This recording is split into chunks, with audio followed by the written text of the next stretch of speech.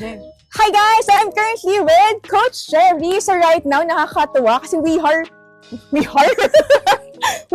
here in Thailand, guys. And we've been here for like a week. And we will be spending for the next 2 weeks pa. And grabe, nagkakabaliwan na kami dito, di ba? So nakaka-excite din kasi ang dami namin natutunan sa isa.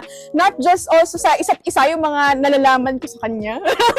But also, of course, sa trading. Ang dami ko natutunan kay Coach Sherry. So ngayon, I'd like to know more about you. Kasi last time ikaw nag-interview sa akin, di ba? Ngayon gusto ko namang mas maintindihan. Kamusta naman yung pagre-resign mo? Di ba last ko siya na-interview kasi she was about to resign from being a nurse, right? Yes, Coach. From being a nurse. And right now, she has fully decided to resign and now, she has been ilang weeks na? 2 weeks na resign. She has been 2 weeks na officially unemployed. So far, kamusta naman yung pagiging unemployed mo? Ayun, Coach. So far, pinakamasayang decision na ginawa ko kasi unang-una, hindi ko na kailangan mag-file ng leave. Kasi yun ang pinaka number one problem ng mga empleyado, no? Kumbaga, kapag gusto mo mag-enjoy ng mga travel, kailangan mo mag-file ng leave 1 month or 2 months before, di ba? So, dun palang stress ka na, di ba? Ang dami nilang binibigay na leaves, pero mahirap namang magpa-approve, di ba? So, ngayon, hindi ko na siya problema. So, anytime, anywhere, saan ko gusto magpunta, gaano katagal ako mag-i-stay sa ibang bansa, kayang-kaya ko na, di ba? So, yun. Buti kayang-kaya mo na kasi ako di ko na kayang init dito.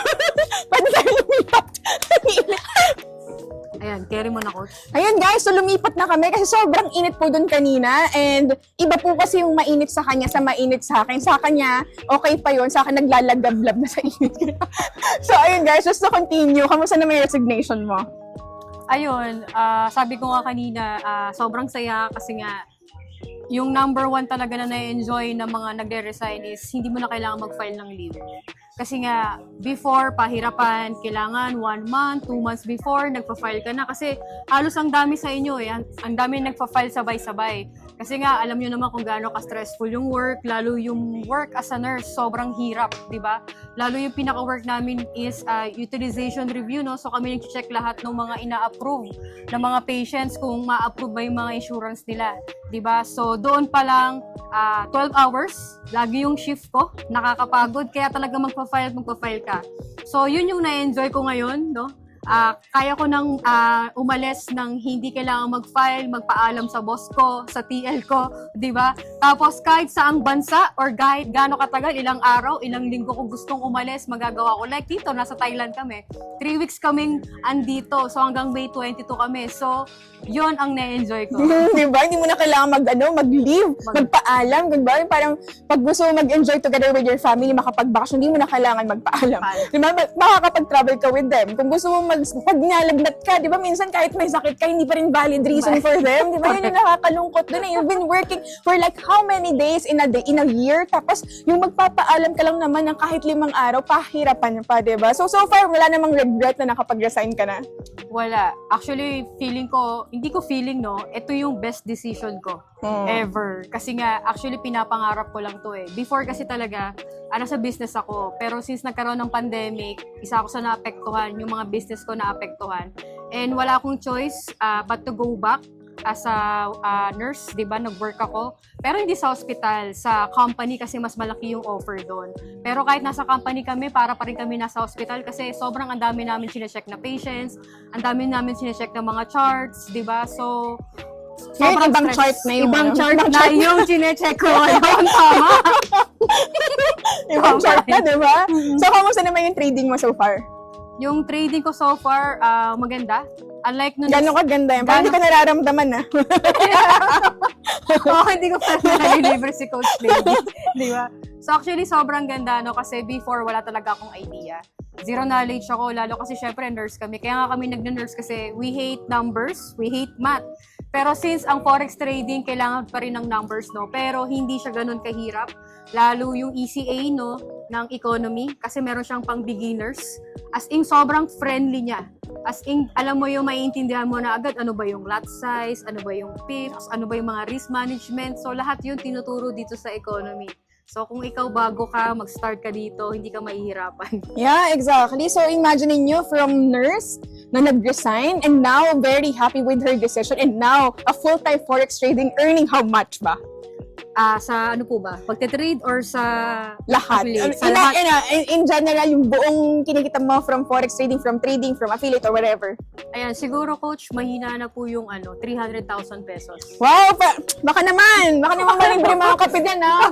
Sige, libre ko si coach later. Diba? So, guys, talaga yung potential dito sa forex trading, napakalaki na. Hindi naman kami siguro kung mapaparesign, diba? Ako, di ako mag-resign as bank manager. Siya, hindi mo siya mag-resign as a nurse, diba? Hindi talaga maganda yung potential dito. Napakalaki talaga ng potential dito. Kasi imagine niyo, you are earning a currency from a first world country and now you're using it in the third world country. Napakalaki. Imagine niyo, yung isa lang sa kanila, times 57 niyo yun.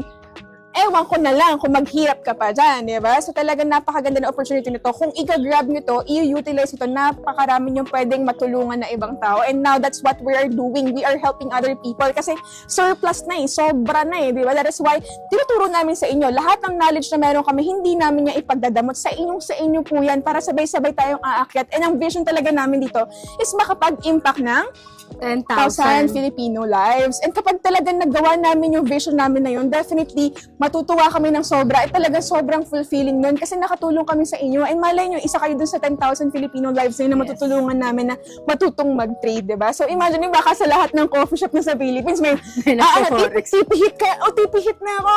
Hindi, pro, sunog na ako. Actually, coach, ang na-imagine ko nga kung kunwari hindi pa ako nag-resign, no? Kasi may mga doctors kasi akong nag-enroll. So parang binibiro ko sila na kapag nasa OR, wait, stop muna yung operation, tipihit muna ako, tipihit na ako, di ba? So grabe. Yung tipihit naging normal terminology na siya, no? Tapos ang good news po yun, coach, syempre 6 months pa lang ako nagpo-forex, di ba? So what more kung ilang years na ako, no? Kasi ang goal ko talaga dito sa economy is maging one of the professional trader. 'Di ba? Kasi pang long term, yun yung nakita ko, yun yung vision na nakita ko lalo nung na-share sa akin yung opportunity. Bukod sa affiliate side na long term, no, yung forex alone. Long term siya kasi gusto ko maging 10 years, 15 years, 20 years na professional trader. So what more? Actually, ang pangarap ko nga na lot size, like ko sinasabi sa kanila, ang magamit ko is Standard. standard. Na lot 10 to 20. Wow! Grabe. So ngayon kasi 0.5 pa lang yung kaya ko eh. Di ba? So yun guys, if you want to be coached by Coach Sherry, don't forget to message her on her TikTok account, Facebook account, Instagram account. Andiyan yan, nalagay ko dyan yung screenshot, i-message nyo lang siya doon. Don't forget na i-chat nyo siya kasi i-guide niya kayo from basic to advanced. So kung kahit zero knowledge ka, kahit as in talagang wala kang alam, si Coach Sherry will be guiding you kasi marami na siyang na-guide. Ilan na yung nasa team mo right now? 175. Ayan guys, nag-resign na siya para sa inyo. Ayan. Diba parang awan nyo na. So I hope guys na maging parte kayo ng community namin and we are very much willing to guide you of course. So ayan guys, thank you!